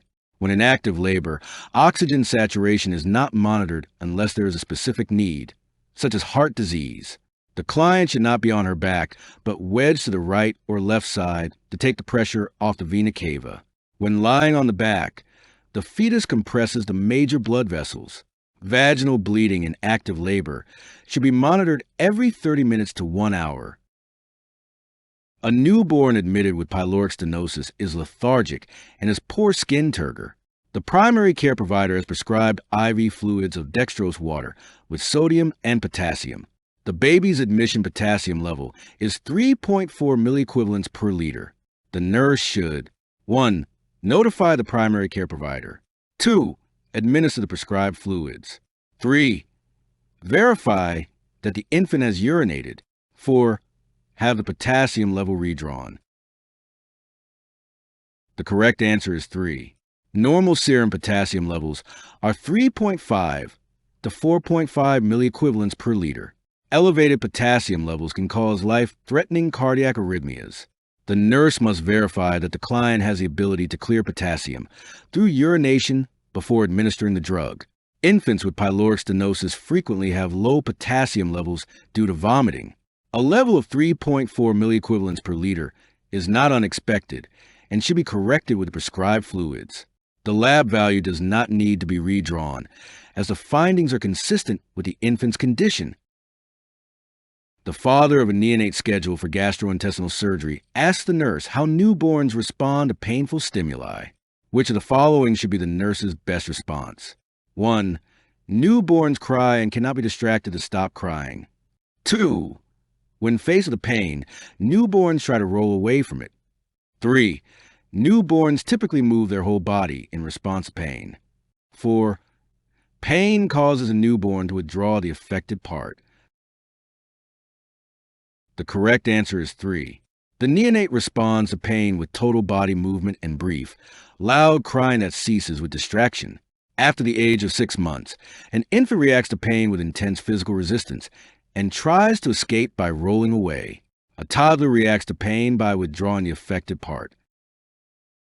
A newborn who had a surgical repair of a tracheoesophageal fistula is started on oral feedings. Which of the following should the nurse include in the teaching plan for the mother about oral feedings? 1. They are better tolerated when larger, but less frequent feedings are offered. 2. They should be offered on a feeding schedule to help the infant accept the feedings more readily. 3. They are best accepted by the infant when offered by the same nurse or by the infant's mother. 4. They are best planned in conjunction with observations of the infant's behavior. The correct answer is 4. When initiating oral feedings after surgical repair of a TEF, it is best to follow a plan of care in conjunction with observation of the infant's needs and behavior. When the infant's needs and behavior are overlooked, plans are likely to be unsatisfactory and are more likely to meet the nurse's needs rather than the infant's needs. After a surgical procedure, infants initially tolerate small amounts of fluids offered more frequently better than larger amounts offered less often. Smaller amounts cause less bloating as the infant becomes used to feeding again. Although infants accept feedings more readily from their mother or from someone who feeds the infant repeatedly, the priority is to meet the infant's nutritional needs based on the infant's behavior. The parents of a child with a tracheoesophageal fistula express feelings of guilt about their baby's anomaly. Which of the following approaches by the nurse would best support the parents? 1. Helping the parents accept their feelings as a normal reaction. 2. Explaining that the parents did nothing to cause the newborn's defect. 3. Encouraging the parents to concentrate on planning their baby's care. 4. Urging the parents to visit their newborn as often as possible. The correct answer is 1. The parents of children born with defects often have feelings of guilt and ask what they might have done to cause a condition or how they might have avoided it. It is important to allow parents to express their feelings and to accept these feelings as normal reactions. Explaining that the parents are not at fault would not be appropriate until they have dealt with their feelings of guilt. Encouraging long-term planning generally is of little benefit to parents who are emotionally distraught. Additionally, the parents may interpret this as ignoring their feelings and confirming that they played a role in causing their child's anomaly. Urging the parents to visit their infant as often as possible would generally be of little help and could appear to the parents as though they are being talked out of their feelings. When developing a plan of care for an infant with a cleft lip before corrective surgery is performed, which of the following should be a priority? 1. Maintaining skin integrity in the oral cavity. 2. Using techniques to minimize crying. 3. Altering the usual method of feeding. 4. Preventing the infant from putting fingers in the mouth. The correct answer is 3. Before corrective surgery for a cleft lip, the infant needs to consume formula or breast milk. Methods for feeding may need to be adjusted to fit the infant's needs because the infant with a cleft lip experiences a decreased ability to suck, which interferes with the infant's ability to compress the nipple. A special feeder may be used to feed the infant to ensure adequate caloric intake. Problems with infection and skin integrity in the mouth are uncommon because the areas of the defect are not open areas. Although crying may cause the infant to swallow more air because of the defect, crying poses no harm to the infant. There is no need to keep the infant's fingers out of the mouth preoperatively. The fingers will not harm the defect or cause an infection. A nurse received the taped change of shift report for assigned clients and prioritizes client rounds. In what order should the nurse assess these clients? 1. A client with an endotracheal tube transferred out of the intensive care unit that day. 2. A client with type 2 diabetes who had a cerebrovascular accident 4 days ago. 3. A client with cellulitis of the left lower extremity with a fever of 100.8 degrees Fahrenheit, 38.2 degrees Celsius. 4. A client receiving D5WIV at 125 milliliters per hour with 75 milliliters remaining. The correct order is 1, 3, 4, and 2. Because two major complications of endotracheal tube intubation, inadvertent extubation and aspiration, can be catastrophic events, assessment of this client is a first priority. Cellulitis is a serious infection as there is inflammation of subcutaneous tissues. Third spacing of fluid may promote the formation of a fluid volume deficit, which can be exacerbated by the fever due to insensible fluid loss. The nurse should assess this client next to determine current vital signs and fluid status. The nurse should assess the client with the IV fluids next because the new bag of fluids will need to be hung in 30 to 40 minutes. IV therapy necessitates that the client be assessed for signs and symptoms of adequate hydration, and the IV access site needs to be assessed. From the information provided, there is no indication that the client who had the cerebrovascular accident is unstable. Thus, this client is the last priority for assessment. A client is admitted to the emergency department with a headache, weakness, and slight confusion. The physician diagnoses carbon monoxide poisoning. What should the nurse do first? 1. Initiate gastric lavage. 2. Maintain body temperature. 3. Administer 100% oxygen by mask. 4. Obtain a psychiatric referral. The correct answer is 3. Carbon monoxide poisoning develops when carbon monoxide combines with hemoglobin. Because carbon monoxide combines more readily with hemoglobin than oxygen does, tissue anoxia results. The nurse should administer 100% oxygen by mask to reduce the half-life of carboxyhemoglobin. Gastric lavage is used for ingested poisons. With tissue anoxia, metabolism is diminished with a subsequent lowering of the body's temperature. Thus, steps to increase body temperature will be required. Unless the carbon monoxide poisoning is intentional, a psychiatric referral would be inappropriate.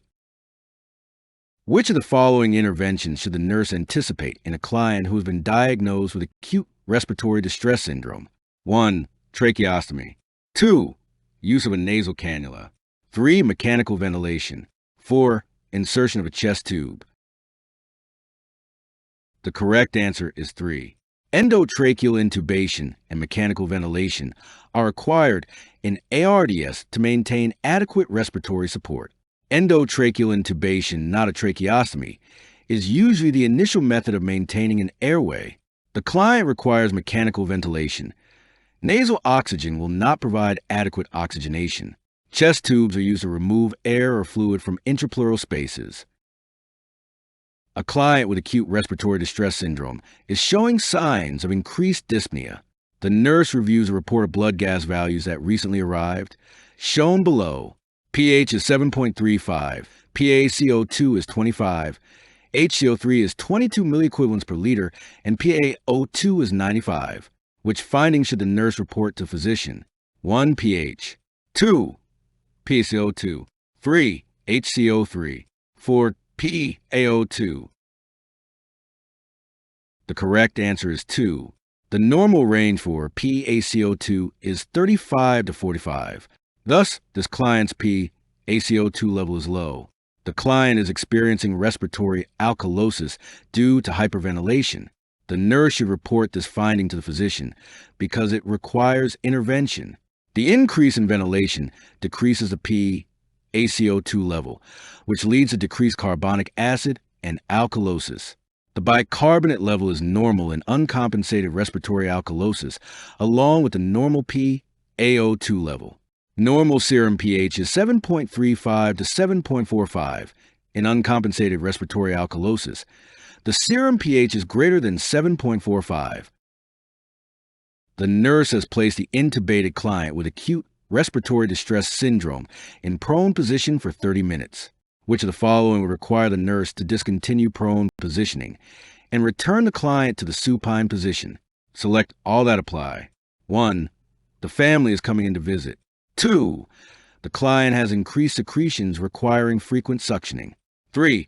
The SpO2 and PO2 have decreased. 4. The client is tachycardic with drop in blood pressure.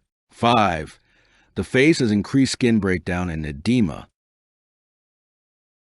The correct answers are 3, 4, and 5. The prone position is used to improve oxygenation, ventilation, and perfusion.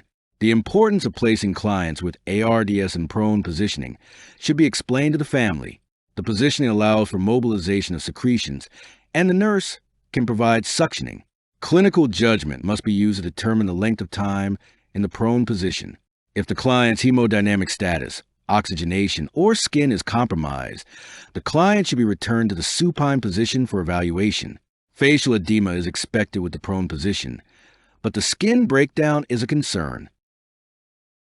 Before we move on to the next question, The NCLEX Mastery Bundle is available.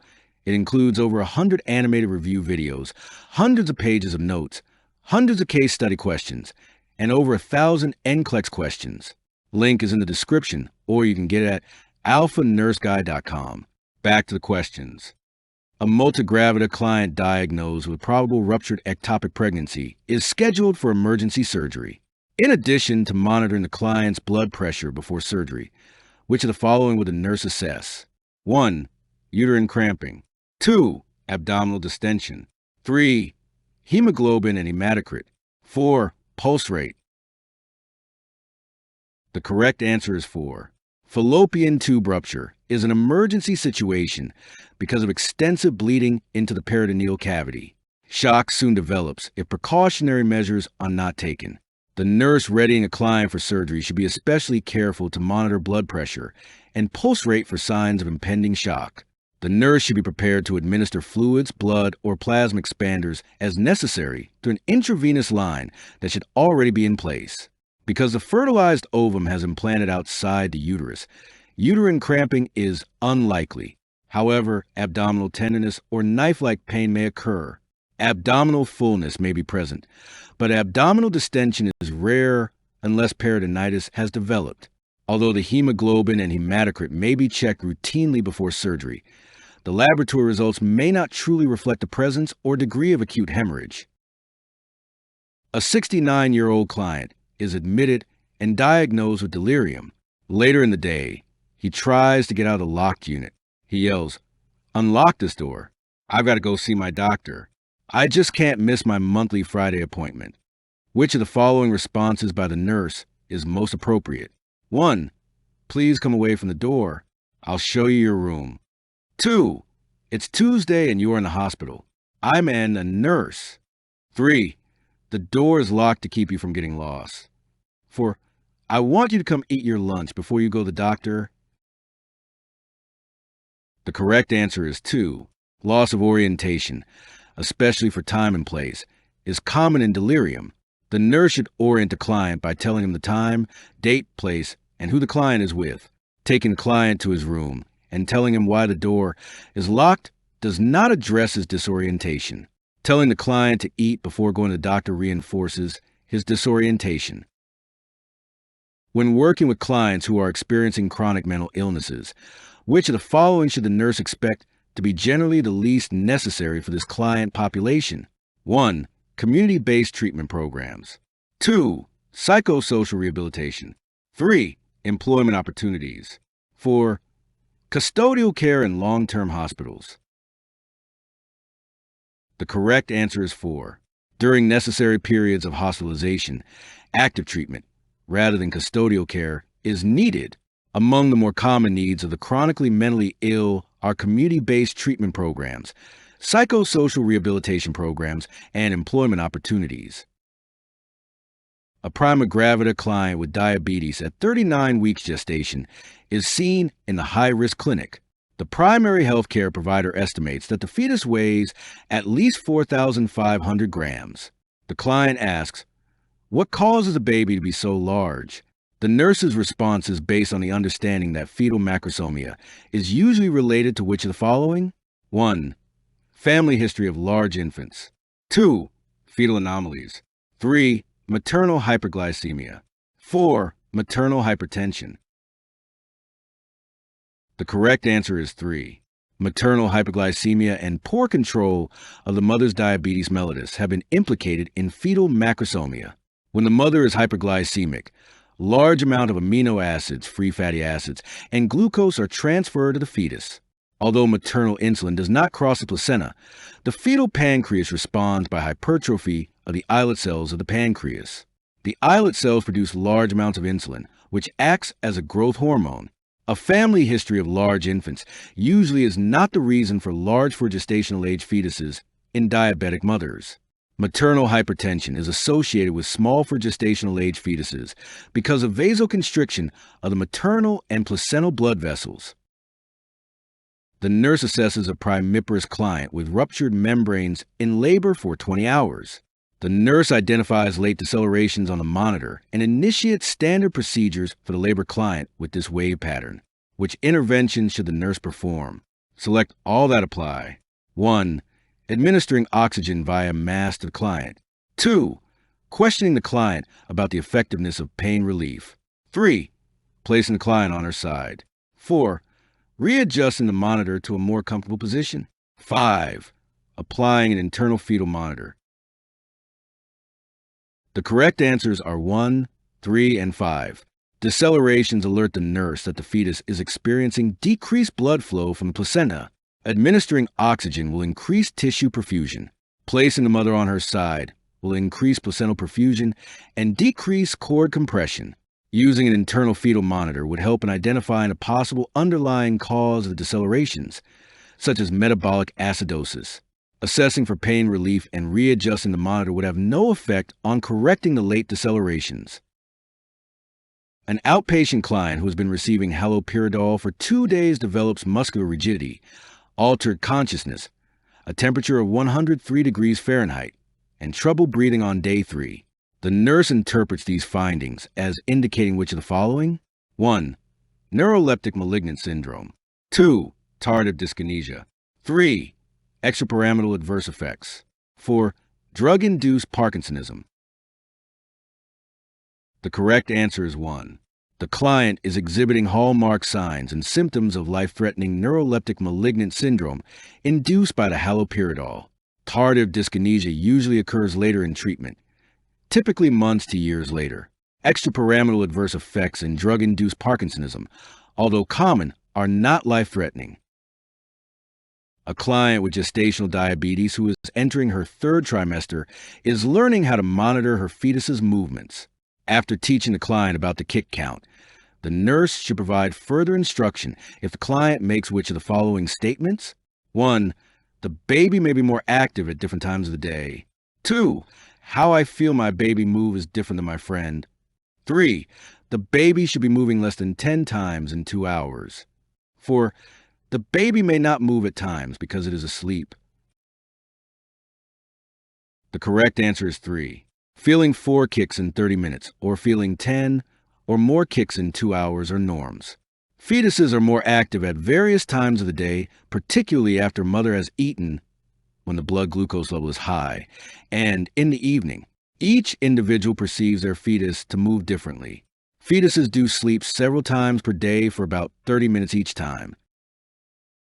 A primiparous client has just given birth. The primary healthcare provider has informed the labor nurse that he believes the uterus has inverted. Which of the following would help to confirm this diagnosis? Select all that apply. 1. Hypotension. 2. Gush of blood from the vagina. 3. Intense, severe, tearing type of abdominal pain. 4. Uterus is hard and in a constant state of contraction. 5. Inability to palpate the uterus. 6. Diaphoresis. The correct answers are 1, 2, 5, and 6. Uterine inversion is indicated by a sudden gush of blood from the vagina, leading to decreased blood pressure and an inability to palpate the uterus, since it may be in or protruding from the vagina, and any signs of blood loss, such as diaphoresis, paleness, or dizziness could be observed at this time. Intense pain and a hard contracting uterus are not associated with uterine inversion. A client diagnosed with schizophrenia is brought to the hospital from a group home where he became agitated, threw a chair at another client, and has been refusing medication for 8 weeks. The client exhibits a flat affect, is not caring for his hygiene, and has become increasingly withdrawn and asocial. The primary healthcare provider prescribes treatment with risperidone to improve the client's negative and positive symptoms of schizophrenia. When evaluating the drug's effectiveness on the client's negative symptoms, the nurse should expect improvement in which of the following? 1. Apathy, affect, social isolation. 2. Agitation, delusions, hallucinations. 3. Hostility, ideas of reference, tangential speech. 4. Aggression, bizarre behavior, illusions. The correct answer is 1. When determining the effectiveness of risperidone, the nurse would expect improvement in the client's negative symptoms of apathy, flat affect, and social withdrawal. Delusions, hallucinations, illusions, and ideas of reference are positive symptoms of schizophrenia.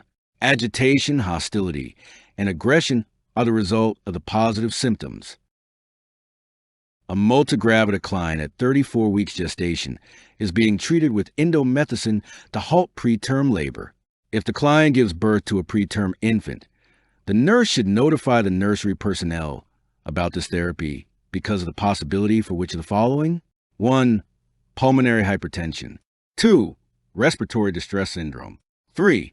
Hyperbilirubinemia. 4. Cardiomyopathy. The correct answer is 1. Indomethacin has been successfully used to halt preterm labor. However, if the client should give birth to a preterm infant, the nurse would notify the nursery personnel about the tocolytic therapy because this drug can lead to premature closure of the fetal ductus arteriosus, resulting in pulmonary hypertension. Prematurity is associated with RDS because of the immaturity of the fetal lungs. RDS is not a result of indomethacin. Hyperbilirubinemia is more common in preterm infants. Use of indomethacin to halt preterm labor is not associated with cardiomyopathy in the infant. Which of the following would the nurse include in the teaching plan for a 16-year-old primigravida client in early labor concerning active relaxation techniques to help her cope with pain? 1. Relaxing uninvolved body muscles during uterine contractions. 2. Practicing being in a deep meditative, sleep-like state. 3. Focusing on an object in a room during contractions. 4. Breathing rapidly and deeply between contractions. The correct answer is 1. Childbirth educators use various techniques and methods to prepare parents for labor and birth. Active relaxation involves relaxing uninvolved muscle groups while contracting a specific group and using chest breathing techniques to lift the diaphragm off the contracting uterus. A deep meditative, sleep-like state is a form of passive relaxation.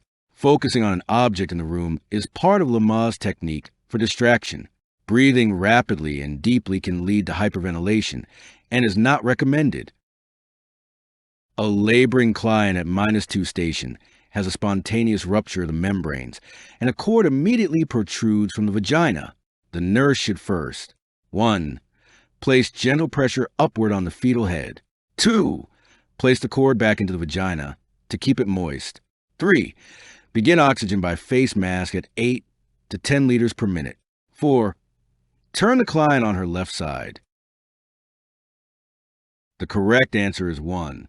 The nurse should place a hand on the fetal head and provide gentle upward pressure to relieve compression on the cord. Doing so allows oxygen to continue flowing to the fetus. The cord should never be placed back into the vagina because doing so may further compress it. Administering oxygen is an appropriate measure but will not serve a useful purpose until the pressure is relieved on the cord, enabling perfusion to the infant. Turning the client to her left side facilitates better perfusion to the mother, but until the compression on the cord is relieved, the increased oxygen will not serve its purpose. Placing the client in a Trendelenburg or knee chest position would be position changes to increase perfusion to the infant by relieving cord compression. A mother asks the nurse if her child's iron deficiency anemia is related to the child's frequent infections. The nurse responds based on the understanding of which of the following? 1. Little is known about iron deficiency anemia and its relationship to infection in children. 2. Children with iron deficiency anemia are more susceptible to infection than are other children.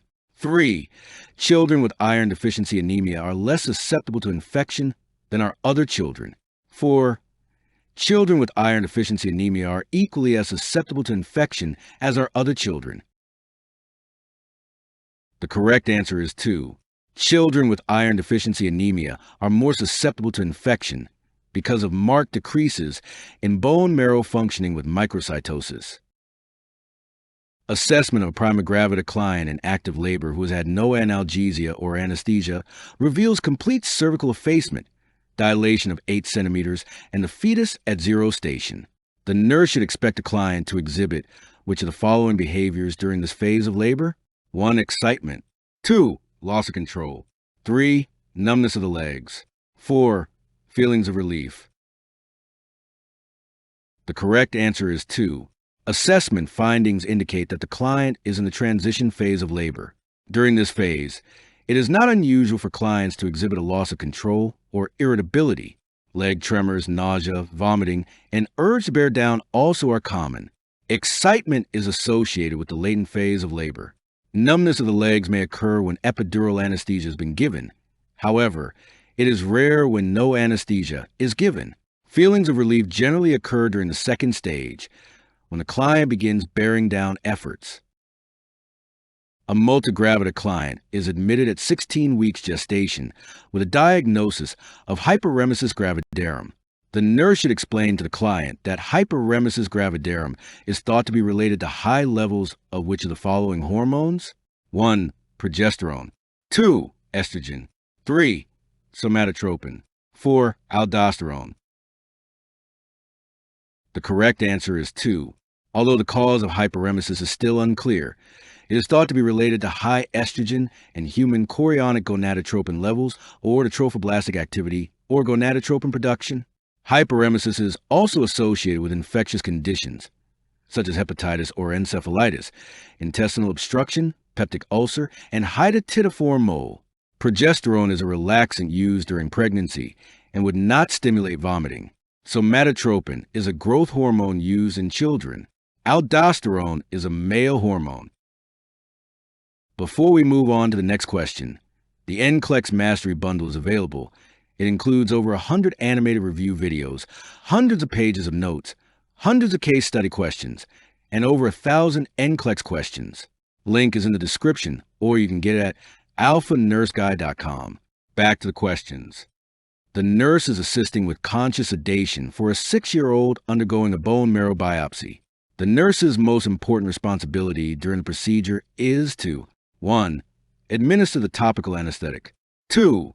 Keep the parents informed. 3. Monitor the client. 4. Record the procedure. The correct answer is 3. During conscious sedation, the client may lose protective reflexes, and adequate respiratory and cardiac function may be impaired. At every procedure, there must be one healthcare professional whose sole responsibility is to monitor the client. Topical agents must be given in advance of the procedure to be effective. During the procedure, the nurse would not leave the child to speak with parents. While the procedure will be documented according to the facility's protocols, proper monitoring of the client is the intervention most associated with reducing risks. A 12-year-old with leukemia will be taking vincristine. The nurse should encourage the child to eat what kind of diet? 1. High residue. 2. Low residue. 3. Low fat. 4. High calorie. The correct answer is 1. Vincristine may cause constipation, so the client should be encouraged to eat a high residue diet. The other diets do not help with constipation that can occur while receiving vincristine. Which of the following beverages should the nurse plan to give a child with leukemia to relieve nausea? 1. Orange juice. 2. Weak tea. 3. Plain water. 4. A carbonated beverage.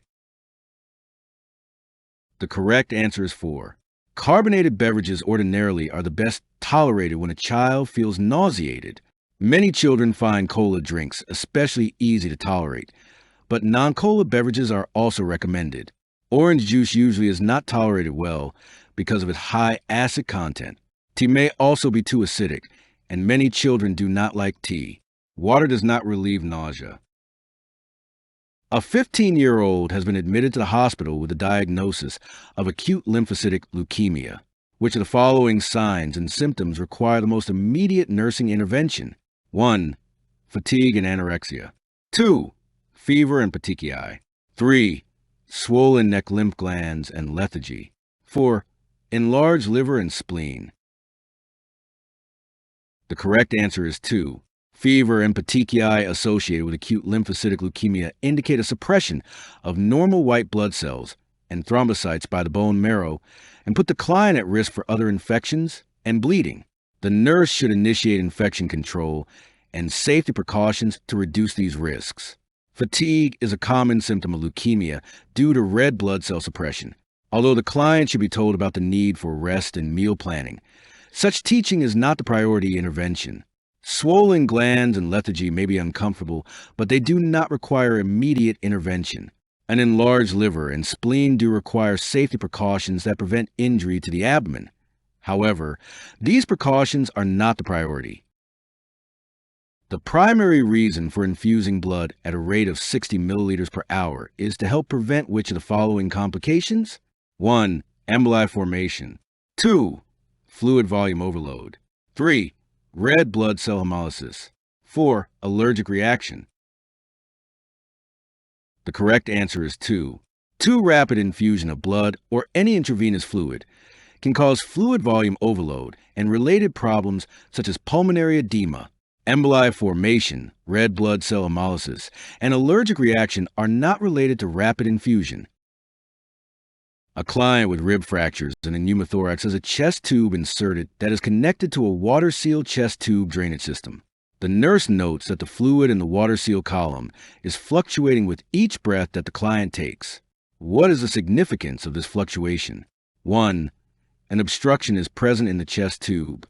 2. The client is developing subcutaneous emphysema. 3. The chest tube system is functioning properly. 4. There's a leak in the chest tube system. The correct answer is 3. Fluctuation of fluid in the water seal column with respirations indicates that the system is functioning properly. If an obstruction were present in the chest tube, fluid fluctuation would be absent. Subcutaneous emphysema occurs when air pockets can be palpated beneath the client's skin around the chest tube insertion site. A leak in the system is indicated when continuous bubbling occurs in the water seal column. Which of the following should be readily available at the bedside of the client with a chest tube in place? 1. A tracheostomy tray. 2. Another sterile chest tube. 3. A bottle of sterile water. 4. A spirometer. The correct answer is 3. A bottle of sterile water should be readily available and in view when a client has a chest tube, so that the tube can be immediately submersed in the water if the chest tube system becomes disconnected. The chest tube should be reconnected to the water seal system as soon as a sterile functioning system can be reestablished. There is no need for a tracheostomy tray, another chest tube, or a spirometer to be placed at the bedside for emergency use.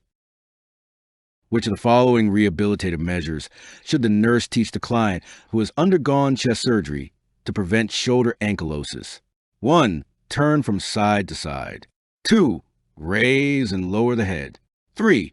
Raise the arm on the affected side over the head. 4.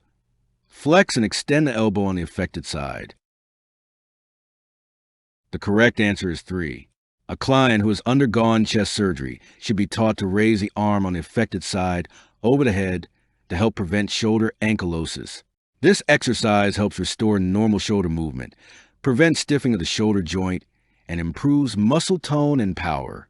Turning from side to side, raising and lowering the head, and flexing and extending the elbow on the affected side do not exercise the shoulder joint. The nurse has assisted the physician at the bedside with insertion of a left subclavian, triple lumen catheter in a client admitted with lung cancer. Suddenly, the client becomes restless and tachypneic. The nurse should 1. Assess breath sounds. 2. Remove the catheter. 3. Insert a peripheral IV. 4. Reposition the client. The correct answer is 1. The nurse should first assess for bilateral breath sounds since a complication of central line insertion is a pneumothorax, which would cause an increase in respiratory rate and drop in oxygen, causing irritability. The nurse should also assess blood pressure and heart rate for the complication of bleeding. A chest X-ray will be performed to determine correct placement and complications. A central line was most likely placed because peripheral IV access was not available or adequate for the client. Repositioning may be considered after assessments are done. Which of the following would be a significant intervention to help prevent lung cancer? 1. Encourage cigarette smokers to have yearly chest radiographs. 2. Instruct people about techniques for smoking cessation. 3. Recommend that people have their houses and apartments checked for asbestos leakage. 4. Encourage people to install central air filters in their homes. The correct answer is 2. Epidermoid cancer involving the larger bronchi is almost entirely associated with heavy cigarette smoking. The American and Canadian Cancer Societies report that smoking is responsible for more than 80% of lung cancers in men and women. The prevalence of lung cancer is related to the duration and intensity of the smoking. So nurses can best prevent lung cancer by persuading clients to stop smoking. Chest radiographs aid in detection of lung cancer. They do not prevent it. Exposure to asbestos has been implicated as a risk factor for lung cancer. But cigarette smoking is the major risk factor. There are no data to support the use of home air filters in the prevention of lung cancer. You can get the NCLEX Mastery Bundle now. Link is in the description, or you can get it at alphanurseguy.com.